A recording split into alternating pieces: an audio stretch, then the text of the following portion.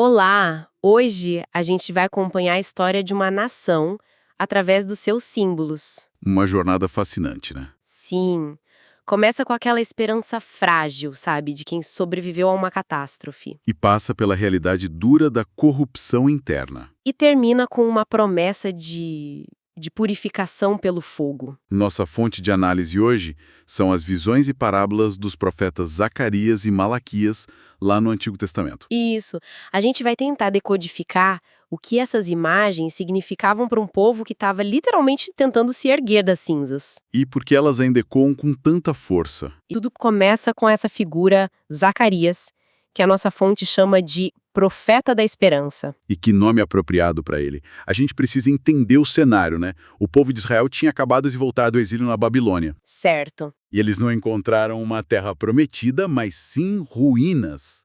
O templo, que era o coração da identidade deles, destruído. O desânimo era geral. Imagino. Então, quando Zacarias surge, ele não vem com um manual de reconstrução. Ele vem com sonhos, com visões. É uma linguagem que fala direto com a imaginação de um povo que precisava desesperadamente voltar a sonhar. Ok, então vamos mergulhar na primeira dessas visões, que é bem cinematográfica, a parábola dos cavalos e das murtas. Essa é ótima. A cena é noturna num vale, tem um cavaleiro num cavalo vermelho, parado entre pés de murta, e com ele outros cavalos, de cores diferentes. É uma imagem bem enigmática. O que está acontecendo aí? Olha, é como se fosse um relatório de inteligência celestial.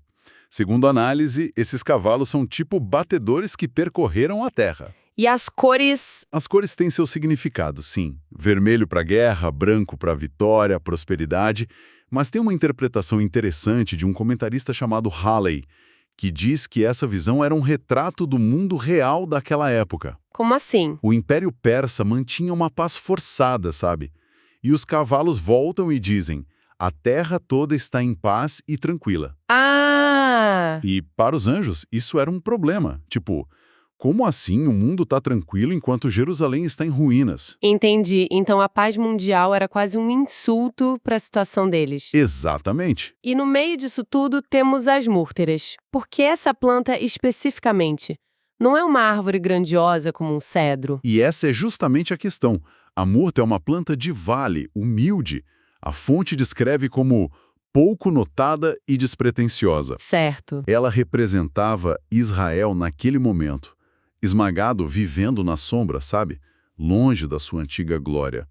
Mas ainda estava viva, ainda era verdejante. E aqui é onde a genialidade da visão aparece. Zacarias não faz um discurso de motivação.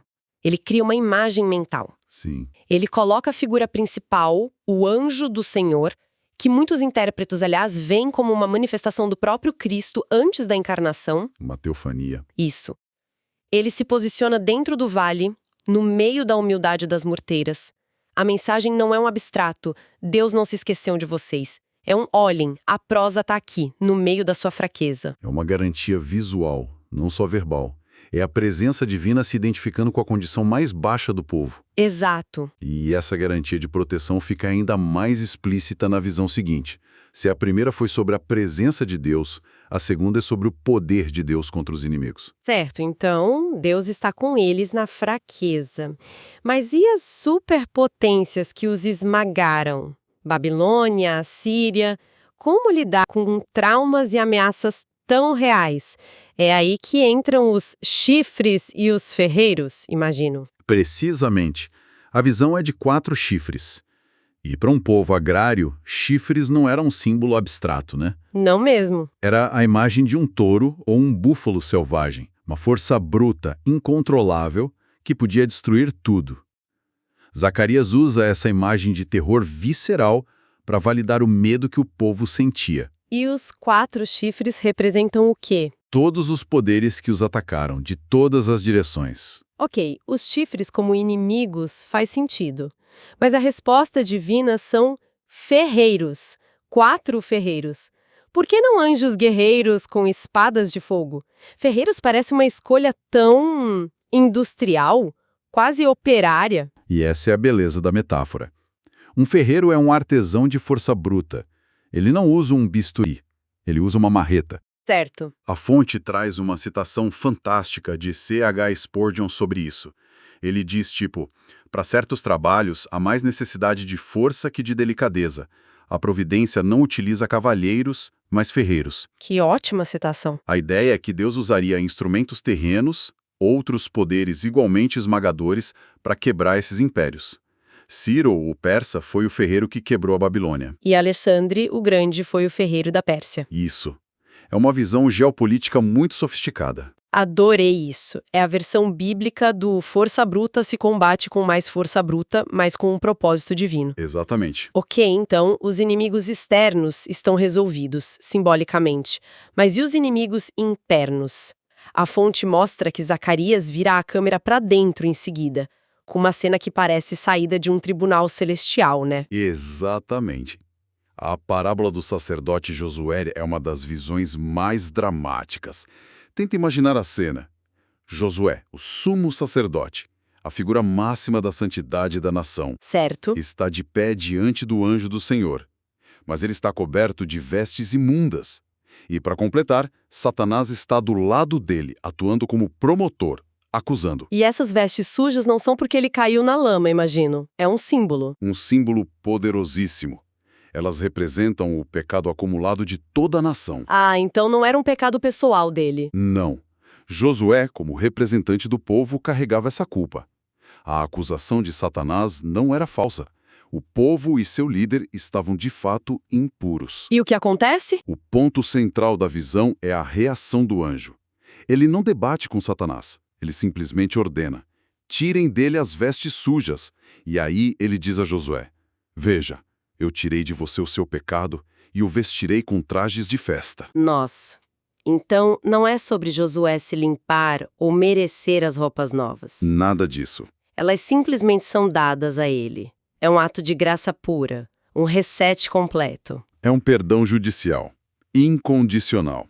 E é no meio dessa cena de perdão que surge uma das promessas mais importantes de todo o livro: a vinda de uma figura chamada o Renovo. O renovo? Sim.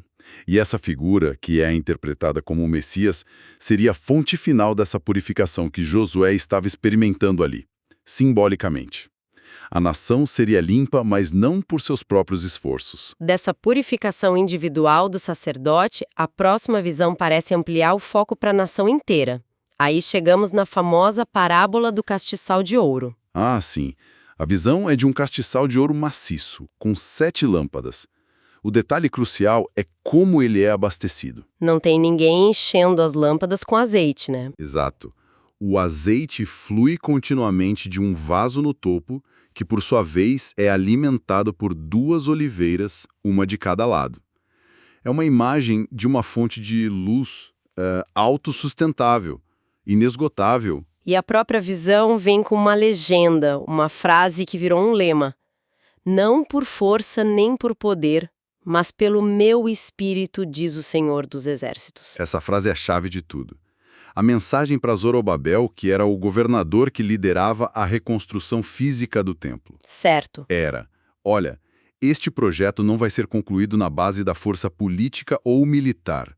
A fonte de energia é outra. E o que cada parte simboliza? O ouro do castiçal é o valor e a pureza do testemunho de Israel. O azeite é o Espírito de Deus. E as 2 oliveiras. Elas são identificadas como as 2 lideranças humanas da época. Josué, a autoridade religiosa, e Zorobabel, a autoridade civil. Ah, então a visão está dizendo que o poder de Deus não flui de uma fonte mágica e distante. Ele flui através de uma liderança humana concreta. Ungida. Perfeito. Josué e Zorobabel eram, na prática, os canos vivos por onde o Espírito de Deus estava agindo para reerguer a nação. Isso tudo é incrivelmente esperançoso. É sobre presença, poder, perdão, provisão divina. Mas parece que Zacarias sabia que essa estrutura toda podia ser corroída por dentro. Sim, ele sabia. E é aqui que o tom muda drasticamente com a visão de um objeto voador gigante. Sim, a parábola do rolo voante.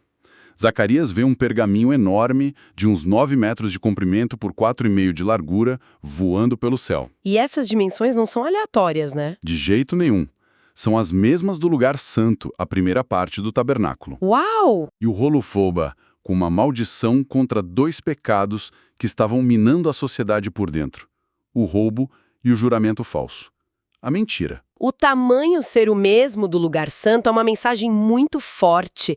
É como dizer que o padrão de medida para o pecado é a própria santidade de Deus. Exatamente isso. É um julgamento por um padrão divino.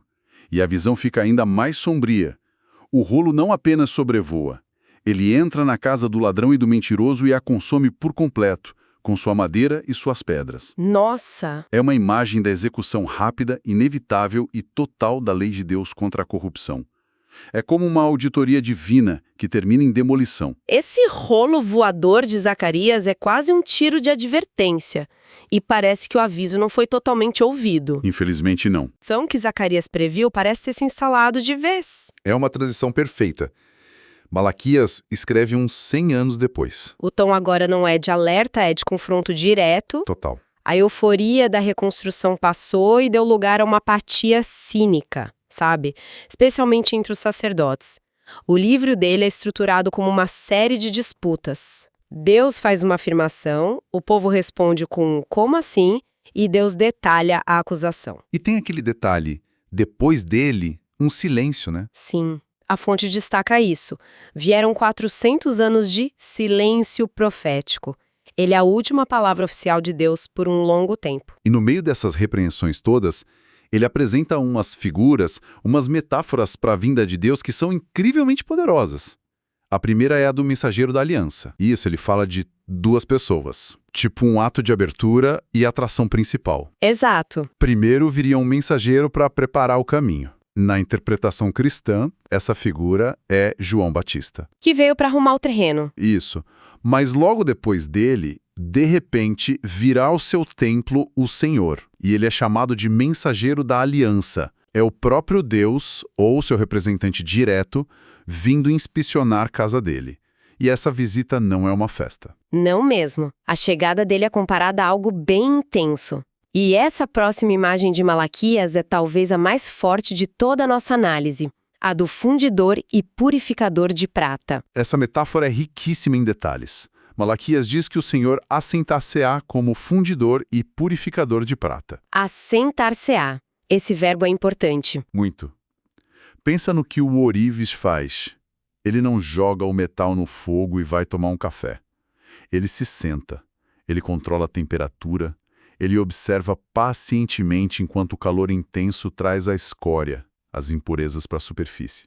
E com muito cuidado ele vai removendo essa escória. E o processo só termina quando ele consegue ver o próprio rosto refletido na prata pura. Exatamente. Esse detalhe é tudo. O objetivo não é destruir o metal, mas purificá-lo, a tal ponto que ele reflita a imagem do artesão.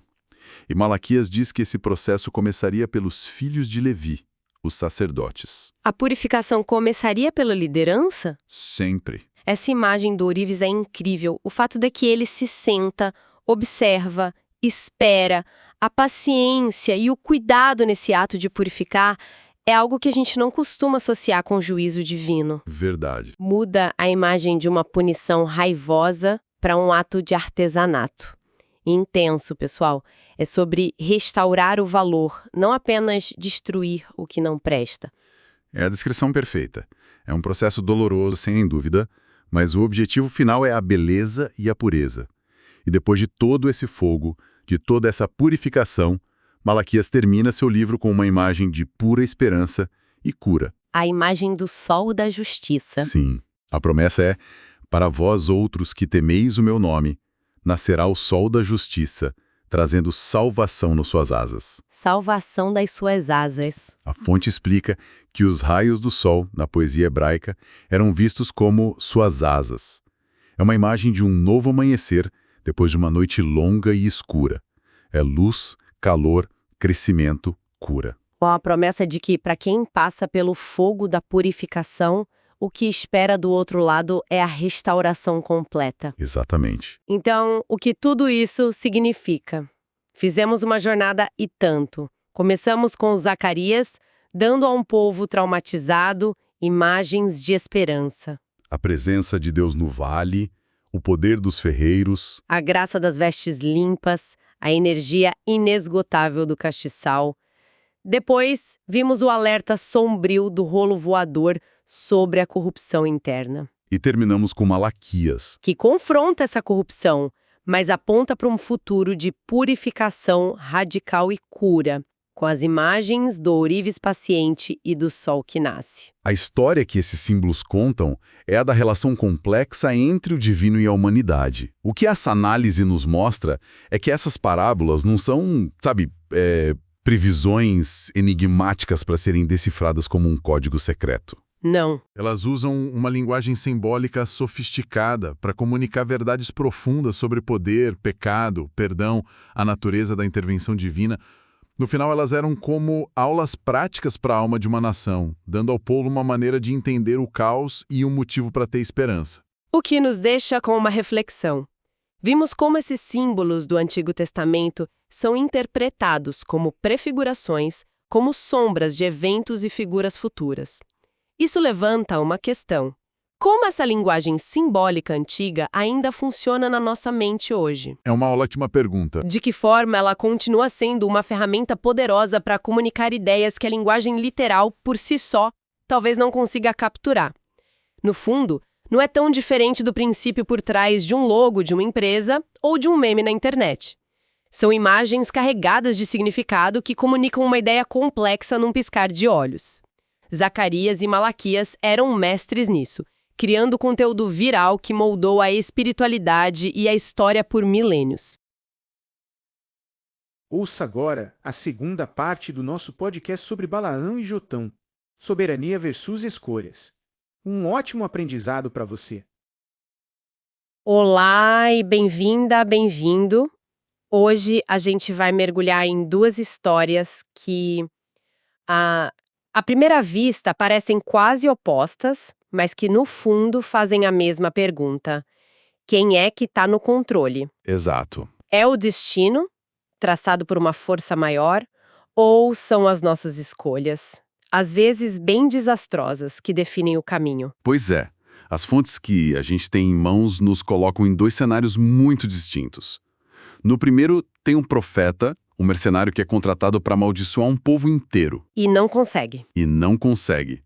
Ele se vê forçado a proferir as bênçãos mais incríveis como se as palavras, não fossem dele. E no segundo cenário, um povo faz uma escolha de liderança mas tão ruim, que a única forma de explicar o absurdo é com uma fábula, com árvores falantes. É isso. A nossa análise hoje é sobre essas duas narrativas do Antigo Testamento. A história de Balaão, o profeta que foi, coagido a abençoar, e a parábola de Jotão, que é uma crítica política afiadíssima. E o nosso objetivo é explorar não só o que elas significavam lá na época, mas como elas conversam sobre temas que, vamos combinar, ainda são muito atuais: destino, poder e as consequências de escolher mal nossos líderes. Vamos começar então com o Balaão? Ele é uma figura complexa, para dizer o mínimo. Muito complexa. As fontes descrevem ele como alguém muito talentoso, um vidente famoso lá da região da Mesopotâmia, mas ao mesmo tempo profundamente ganancioso. Um dos textos diz que ele amou o prêmio da injustiça. E esse prêmio foi oferecido por Balaque, o rei de Moabe.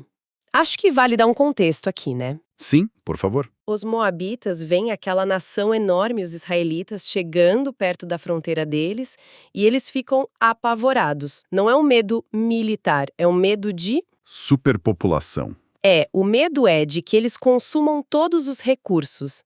A imagem que o texto usa é como o boi lambe a grama do campo. Exato. Então, o Balaque não contrata um general. Ele contrata o Balaão para uma espécie de guerra espiritual. A missão é bem clara. Amaldiçoe esse povo para mim. E é aí que entra o paradoxo que define a história inteira. Deus intervém diretamente. A instrução para o Balaão é, taxativa. Não irás com eles, nem amaldiçoarás a este povo, porquanto é bendito. Mas ele vai. Ele até tenta resistir, mas a pressão e o dinheiro falam mais alto, e ele acaba indo. Só que com uma condição divina muito específica. Fala somente o que eu te mandar. O que me chama a atenção é essa escolha. Deus usa um instrumento tão Falho, um homem movido a dinheiro para ser o porta-voz de uma bênção que não pode ser revogada. E esse é um ponto teológico central que as fontes destacam. A mensagem divina não depende da pureza do mensageiro, sabe? O próprio Balaão, quando o rei Balaque pressiona ele basicamente joga a toalha e fala, olha, eu não tenho controle sobre isso. A palavra que Deus colocar na minha boca é essa que eu vou falar. Ele vira um canal, quase contra a própria vontade. Exatamente. Então, no lugar das maldições, ele começa a proferir o que o texto chama de parábolas. Elas são chamadas assim por causa da linguagem poética cheia de imagens, né? Para passar uma mensagem mais profunda. Perfeito. E não são aleatórias, elas seguem uma progressão, uma lógica crescente. São 4 parábolas.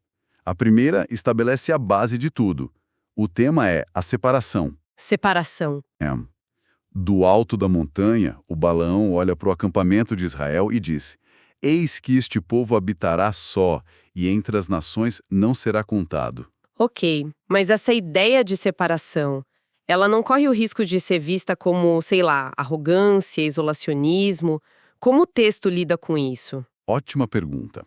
O ponto aqui, segundo as fontes, não é sobre superioridade, mas sobre propósito. É uma separação para alguma coisa. A imagem que ele usa para ilustrar isso é o pó de Jacó. Ah, uma referência à promessa feita a Abraão. Isso, a promessa de que a descendência dele seria incontável, como o pó da terra. Então a separação está ligada a um pacto, a uma promessa muito antiga. Entendi. É uma separação com um propósito divino. Depois dessa base, para onde a mensagem vai? A segunda parábola sobe um degrau. O tema é justificação. A frase-chave aqui é impactante. Deus não é homem para que minta. A bênção é irrevogável. Irrevogável. E aí vem a parte que eu acho mais fascinante. A profecia diz que Deus não viu iniquidade em Jacó. Mas como assim? Eles não eram perfeitos, muito pelo contrário. Pois é, a explicação das fontes é que a visão aqui é através de uma lente de graça. É como se Deus não os visse como eles eram, mas como eles seriam através de um sacrifício futuro. As imagens até mudam, agora são de força, de realeza.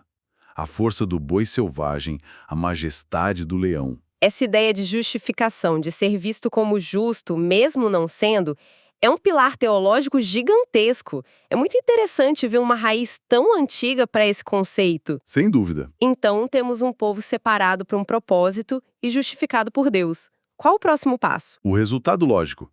A terceira parábola é sobre frutificação. Se as 2 primeiras condições estão lá, a consequência natural é a prosperidade, é a vida.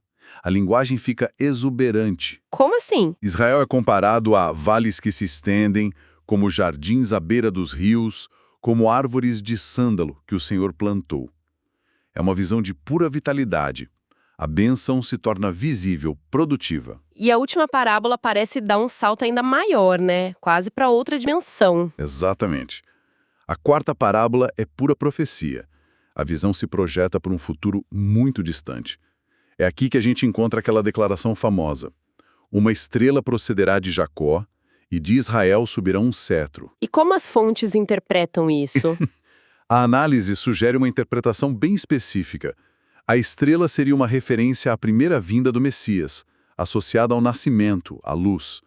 E o cetro, que é um símbolo de realeza e julgamento, apontaria para a segunda vinda, para governar. Uau! É o clímax de uma bênção que Balaque pagou uma fortuna para não ouvir. Exato. A história de Balaão mostra essa bênção divina que não pode ser parada. Um propósito que se cumpre apesar das falhas humanas. Mas, e quando a escolha está totalmente nas nossas mãos? Aí a gente vai para uma história bem mais sombria. É, um drama político onde uma única decisão errada sobre liderança envenena tudo. Estamos falando da parábola de Jotão, que está lá no livro de Juízes. E o contexto aqui, olha, é brutal. Gideão, um líder respeitado, morre. Ele teve 70 filhos. 70? 70. Mas ele também teve um filho com uma concubina, chamado Abimeleque. E, movido por uma ambição assim doentia, Abimeleque vai até a família da mãe dele, em Siquém, e os convence a apoiá-lo. E com o dinheiro deles... Com o dinheiro deles, ele contrata mercenários e massacra todos os seus 70 meio-irmãos. Sobre uma única pedra? Nossa. Todos, menos um, Jotão, o mais novo, consegue escapar e se esconder. Isso. E aí, no dia da coroação do Abimeleque, enquanto o povo de Siquém está lá celebrando seu novo rei assassino. Jotão sobe no alto do Monte Gerizim, que fica bem de frente para a cidade, e grita uma história para eles. É um ato de uma coragem incrível. As fontes até debatem se é parábola, fábula, alegoria, mas a função é inegável. É uma crítica política tão afiada que ele a disfarça de conto infantil. Para forçar os ouvintes a se julgarem, né? Exatamente. E que história é essa? Ele conta que, um dia, as árvores decidiram que queriam um rei. Primeiro elas foram até a oliveira, uma árvore nobre, e disseram, reina sobre nós. Mas a oliveira recusou. Por quê? Ela disse, deixaria eu a minha gordura que Deus e os homens em mim prezam, e iria reinar sobre as árvores? Depois foram à figueira, que também recusou, não queria abandonar sua doçura, seus bons frutos. Por fim, foram à videira, que também disse não. Seu propósito era produzir o vinho que alegra a Deus e aos homens. O padrão é bem claro. As árvores que são valiosas, que são produtivas, estão muito ocupadas cumprindo seu propósito para se distrair com busca por poder. A mensagem é que o propósito é mais importante que a posição. Exatamente. Frustradas, as árvores recorrem à última opção, o espinheiro. O espinheiro. Um arbusto inútil. Não dá fruto, não serve para madeira e, o ponto crucial, não dá sombra de verdade. Mas o espinheiro aceita com um entusiasmo que as outras não tinham. Ele diz, se é de boa fé que me ungistes rei sobre vós, vinde e refugiai-vos debaixo da minha sombra. E metáfora política brutal. Brutal. E o povo de Siquém, ouvindo isso lá de baixo, deve ter entendido o recado na hora. Sem dúvida. A interpretação imediata é um soco no estômago. As árvores boas, produtivas, a oliveira, a figueira, a videira. São os 70 filhos de Gideon que não buscaram poder. Isso. E o espinheiro inútil, perigoso e cheio de si é o Abimeleque. Ele não tem nada a oferecer a não ser uma promessa vazia de proteção. E o Jotão não para por aí, né? Ele conclui com uma profecia, uma ameaça que sai da boca do espinheiro. Mas, se não, saia fogo do espinheiro e consuma os cedros do Líbano. O que isso significa? Essa é a sentença final. Os cedros do Líbano são a metáfora para os nobres, os homens poderosos de Siquém que financiaram o massacre. Ah, os apoiadores dele. Os apoiadores. A profecia de Jotão é que essa aliança seria mutuamente destrutiva. O fogo sairia do líder espinheiro e consumiria seus apoiadores. E vice-versa. E foi o que aconteceu. Foi exatamente o que aconteceu. As fontes contam que 3 anos depois, Abimeleque e os homens de Siquém se voltaram uns contra os outros e se destruíram numa guerra civil sangrenta. A parábola se cumpriu ao pé da letra. E essa é a leitura mais direta, ligada ao que aconteceu ali em Siquém. Mas o fascinante das fontes é que elas mostram como essa história ganhou uma segunda vida, uma camada de significado completamente nova, séculos depois. Sim, aqui a gente entra numa aplicação que uma das fontes chama de profética e dispensacional. É um belo exemplo de como essas narrativas antigas são reinterpretadas para falar com novas gerações, transformando um evento histórico num mapa simbólico, sabe? Espera aí, o que a fonte está propondo aqui é que uma fábula antiga sobre política local é, na verdade, um mapa profético de toda a história de Israel, culminando numa figura futura. Isso é uma releitura bem ambiciosa da história. É, sem dúvida. E é uma abordagem que gera muito debate. Mas vamos seguir a lógica dela. Nessa leitura, cada árvore passa a simbolizar uma fase ou um aspecto da relação de Israel com Deus. Ok, vamos desvendar esse mapa. Como a oliveira se encaixa nisso? A oliveira, sempre verde, produtora de óleo, passa a simbolizar os privilégios da aliança de Israel com Deus. O óleo, a gordura, representa as bênçãos espirituais, a unção, a presença divina. Israel foi a primeira nação a ser, digamos, convidada para reinar, a ter essa relação especial. Faz sentido. E a figueira, com seus frutos doces? A figueira passa a representar o status nacional de Israel. A doçura dos seus frutos deveria ser o testemunho da nação para o mundo. Contudo, segundo essa linha de interpretação, a doçura se tornou amarga quando a nação rejeitou seu Messias. E isso se conecta com outras passagens. Sim, simbolicamente com passagens onde uma figueira sem frutos é amaldiçoada e seca, representando a perda do lar da soberania nacional. Entendi. Seguindo a lógica, a videira, que produz o vinho da alegria, deve ter um significado espiritual. Exato. A videira simboliza os privilégios espirituais de Israel. A alegria, a comunhão, o vinho que alegra a Deus e aos homens representa essa dimensão da adoração, do relacionamento. O fracasso de Israel nesse sentido resultou no que os profetas descreveram como uma vinha pisoteada, desolada, uma alegria que se perdeu. O que nos leva, inevitavelmente, de volta ao espinheiro. Se as árvores nobres representam as bênçãos e os privilégios que, segundo essa visão, foram rejeitados, o que o espinheiro representa nessa leitura mais ampla? E aqui a interpretação fica muito forte e, para muitos, controversa. Nessa aplicação, o espinheiro se torna um símbolo do anticristo, um líder sem valor intrínseco que só serve para ser queimado, mas que, tragicamente, será aceito quando as opções nobres forem recusadas. Essa é uma interpretação muito forte mesmo. E, para ser honesta, um pouco assustadora.